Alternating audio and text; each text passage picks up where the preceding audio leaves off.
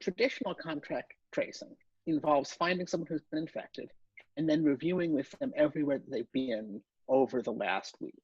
So you find out who they've been in contact with, and it could be people they know, and it could be clerks they met at a store. And then you go and interview all of those people, and you warn them they could have been exposed, and you encourage them to isolate.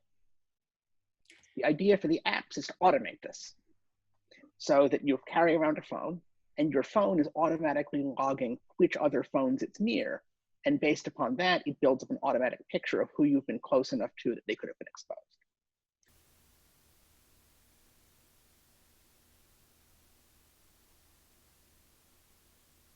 The way that Apple and Google have been designing it's been intended to be voluntary.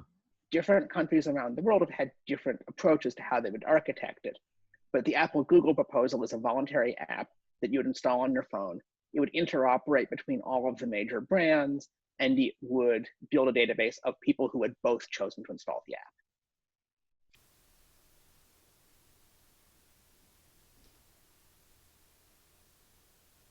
Well, obviously, if you're going to use an app that traces everywhere that you've been and everyone you've been in contact with, that raises privacy concerns because it could reveal that you've been going to some sensitive place, it can track your movements, and it can build a full picture of your associations.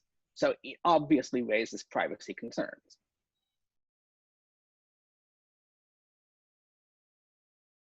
Because the fact that it's opt-in might make it harder to get the critical mass you need to do effective tracing.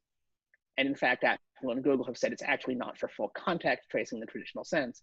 This is exposure notification. It will warn people that they should get tested and possibly isolate, but it can't substitute for the legwork of actually finding out everywhere somebody has been to warn everybody who could be there.